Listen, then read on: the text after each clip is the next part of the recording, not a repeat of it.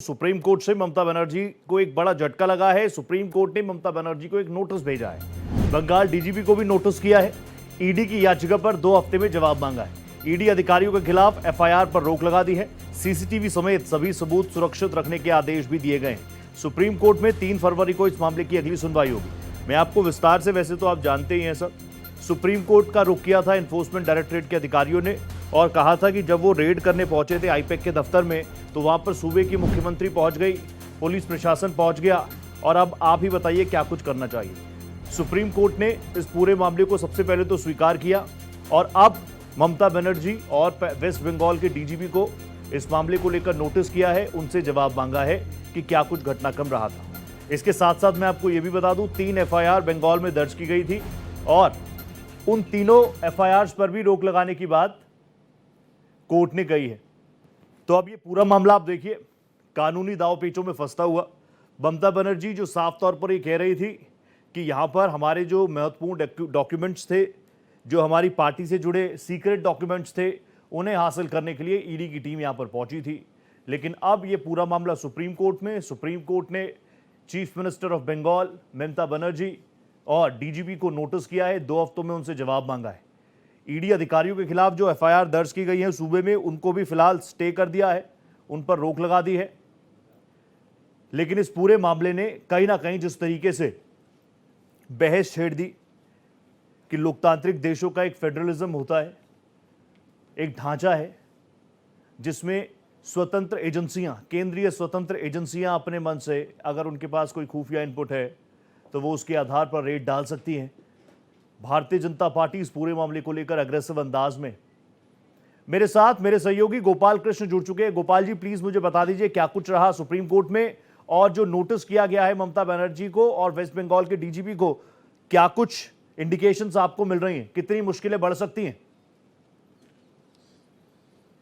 देखिए रोहित, जहां तक मुश्किलों का सवाल है तो जिस तरीके से सॉलिसिटर जनरल और एडिशनल सॉलिसिटर जनरल ने सुप्रीम कोर्ट में दलीलें रखी, उसको देखकर कहा जा सकता है कि आने वाले समय में मुश्किलें बढ़ सकती है, क्योंकि सुप्रीम कोर्ट ने कहा कि हम इस मामले में नोटिस जारी करेंगे, जवाब मांगेंगे, क्योंकि जो भी हुआ है वह ठीक नहीं है और प्रथम दृष्टया ऐसा लग रहा है कि इसमें नोटिस जारी किया जाना चाहिए।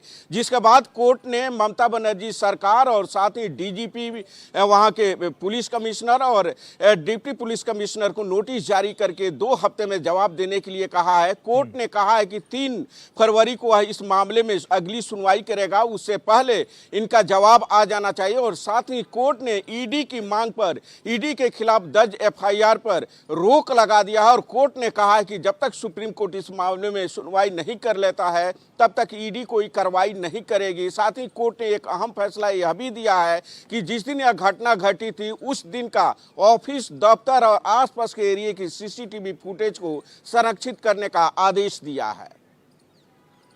ठीक है गोपाल जी, प्लीज आप मुझे बता दीजिए, मैं इसी दिशा में बात कर रहा था। अब इलेक्शंस को लेकर पॉलिटिकल पार्टीज कूद फांद मचा सकती हैं, लेकिन यह बात समझना कितना मुश्किल है कि सुप्रीम कोर्ट ऑफ इंडिया, सर्वोच्च अदालत, सिर्फ और सिर्फ सबूतों पर, सिर्फ और सिर्फ दलीलों पर अपनी ऑब्जर्वेशन देता है। जी बिल्कुल रोहित, आपने सही कहा है। सबूतों के आधार पर अदालत चलती है और उसी आधार पर अदालत फैसला सुनाती है। और इस मामले में जिस तरीके से ईडी की तरफ से दलीलें रखी गई और साक्ष्य प्रस्तुत किए गए, उसको देखकर अदालत को लगा कि प्रथम दृष्टया जो है यह मामला गंभीर है और इस मामले में सरकार से और बाकी जिन अधिकारियों के नाम इसमें शामिल हैं और आ रहे हैं उनसे जवाब मांगा जाना चाहिए। और यही कहते हुए कोर्ट ने जवाब मांगा है। सुनवाई के दौरान ईडी की तरफ से कहा गया कि जब हाई कोर्ट में इस मामले की सुनवाई हो रही थी उस समय किस तरीके से मैसेज को सर्कुलेट किया गया और अधिक से अधिक भीड़ इकट्ठा होने के लिए कहा गया, जिस पर कोर्ट ने कहा कि जैसे कि जंतर मंतर बनाने की कोशिश की गई, इस तरीके की टिप्पणी सुप्रीम कोर्ट द्वारा की गई। तो आप समझ सकते हैं कि इस मामले की गंभीरता क्या है, क्योंकि कपिल सिब्बल ने भी इस मामले में सुनवाई के दौरान कहा कि ममता बनर्जी ने जो लैपटॉप और आईफोन मोबाइल जब्त की थी, उस आईफोन और लैपटॉप में पार्टी से संबंधित जानकारी थी, इसलिए उन्होंने इसे जब्त किया था, इसे ईडी को कोई लेना देना नहीं होना चाहिए। जबकि ईडी का मानना है कि ममता बनर्जी और उनके अधिकारियों ने जांच को प्रभावित करने की कोशिश की और जांच में जो है बाधा पहुंचाने की कोशिश की, इसलिए उनके खिलाफ कार्रवाई होनी चाहिए। सीबीआई जांच की मांग की गई है। जो डीजीपी हैं राजीव कुमार, उनके खिलाफ सीबीआई उनको निलंबित करने की मांग की गई और साथ ही यह भी कहा गया कि जो बाकी अधिकारी हैं उनके खिलाफ भी अनुशासनात्मक कार्रवाई होनी चाहिए। कोर्ट ने पूछा कि क्या आप चाहते हैं कि कोर्ट द्वारा यह कार्रवाई होनी चाहिए। इस पर सॉलिसिटर जनरल ने कहा कि नहीं, प्रॉपर चैनल से यह कार्रवाई होनी चाहिए, क्योंकि जिस तरीके से राजीव कुमार ने पिछली बार भी जब सीबीआई का मामला आया था उस दौरान ममता बनर्जी के साथ धरने पर बैठ गए थे, तो ये कहीं ना कहीं लगता है कि यह पूरी एक साजिश का हिस्सा है और जांच को प्रभावित करने की कोशिश की जा रही है। ठीक है, thank you so much Gopal ji, आप जुड़े मेरे साथ, बहुत धन्यवाद। नजर बना रखिएगा।